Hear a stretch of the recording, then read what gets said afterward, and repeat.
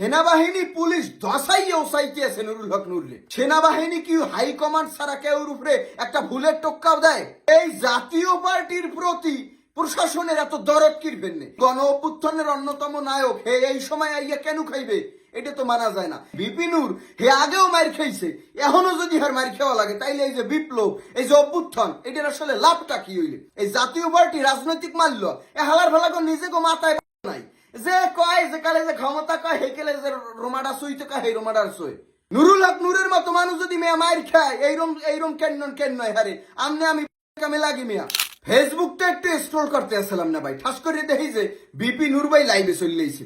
লাইভটা দেখার লাগে মুই এবার একটু ক্লিক করলাম, ক্লিক করতেই দেখি যে এক সাইড হাডাহি সিরে সিরি লড়ালড়ি দৌড়ি চলতে আছে, কিন্তু বিপি নূর ভাই রে কোথাও দেখতে পাইছিলাম না। একটু পরেই দেখি যে ক্যামেরার লেন্সটা হার চেহারার সামনে ধরছে। ওমা হেরে সেনার তো কোনো কায়দা নেই, কারণ হ্যাঁ নাক মুখ সব মাহা রক্তে মাহা লাল হয়ে গেছে, গায়ে একটা সাদা পাঞ্জাবি হেডাও লাল।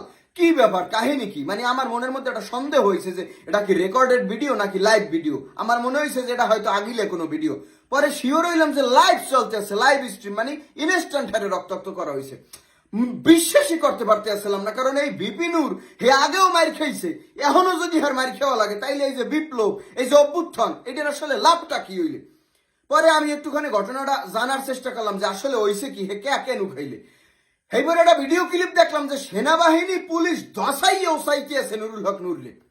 দেখকে আমার মানে আমার চৌ করছে কপালে যে আসলে কি কাহিনী কি, মানে এই সময় আইয়া সেনাবাহিনী পুলিশ নুরুল হক নুরের উপরে এত চড়া হইলে কাহিনীটা কি? পরে ইউটিউবে ঢুকলাম, নিউজ দেখার লাগিয়া নিউজ দেখতে আসলাম যে জাতীয় পার্টির কার্যালয় ঘেরাও দিতে গেছিল গণ অধিকার পরিষদের লোকজন। এই নে পুলিশের লাগে এই গণ অধিকার পরিষদ সমর্থকদের ধাওয়া পাল্টা দেওয়া, ইট পাটকেল ছড়াছড়ি, এক পর্যায়ে পুলিশ এবং সেনাবাহিনী একশনে কাছে পিটাইছে এবং এই গণ অধিকার পরিষদের যে হেডকুল নুরুল হক নূর হেরাও জম্মের ওসান ওসাই হাসপাতাল পাঠাইছে।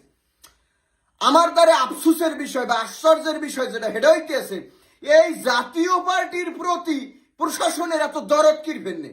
এই জাতীয় পার্টি হইতেছে চরম কালপ্রিট। এই হারে হারামজাদারা মনে করেন এই যে অবৈধ হাসিনা সরকারের টিকেই রাখতে হেন নোংরামি নাই যেটা হেরা করে নাই। এই যে ভোটাধিকার, নাগরিক অধিকার, ভোটাধিকার, এত গুরুত্বপূর্ণ একটা অধিকার তারা হরণ করতে পারছে এই জাতীয় পার্টি নামক কালপ্রিটের কারণে। কারণ হালার ভালারে বিরোধী দল ওরা ভোট পায় না একটা, ওরা বিরোধী দল কালায় হাজার একটা বিরোধী দল 4-5টা সিট লইয়া এবার রম্বা সোম্বা একটা বয়ান পেশ করতে। এই 5ই আগস্টের পর যে কালে আওয়ামী লীগ পলাইছে লগে লগে মনে করেন এই জাতীয় পার্টিরও বিতরিত করা উচিত, কারণ ওরা স্বৈরাচারের দোষর। হালার ভালা তো লড়ানো উচিত হেই কেলে এই একটা বছর তো আগে জাগাই দেওয়া উচিত হয় নাই, আগে সভা সমাবেশে জাগা দিয়া। এটা তো মনে করেন এখন অবস্থা কি দেখতে পারতে আছেন।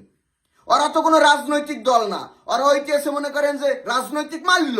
এই জাতীয় পার্টি রাজনৈতিক মাল্য এ হালার ভালা নিজে গো মাথায় ভালো নাই যে কয় যে কালে যে ক্ষমতা কয় হে কেলে যে রোমাডা সুইতে কয় হে রোমাডার সই। হেই একটা কার্যালয় বাসাইতে যাইয়া এই জুলাইর মানে মনে করেন অন্যতম নায়কই কমু, আমি নায়ক কমু এই কারণে কোটা আন্দোলন, এই কোটা আন্দোলন দিয়ে সরকার পতন হয়েছে আস্তে আস্তে। তো এই 18 সালে কোটা আন্দোলনের নায়ক আসলে এই বিপিনুর। আমার মনে করেন এই বিপিনুরের হাজারটা দোষ থাকতে পারে, নানানজন নানান কথা কয়, বিকাশ কাণ্ড এ কাণ্ড হে কাণ্ড, আমি মানলাম, কিন্তু এই গণ অভ্যুত্থানের অন্যতম নায়ক হে এই সময় আইয়া কেন খাইবে? এটা তো মানা যায় না। সেনাবাহিনী কি হাইকমান্ড ছাড়া কেউ উপরে একটা ভুলের টোক্কাও দেয়? অবশ্যই সেনাবাহিনীর উপর দিয়ে কমান্ড করছে এক উপরে চার্জ করার জন্য, এই লোককেই সেনাবাহিনী অ্যাকশনে গেছে।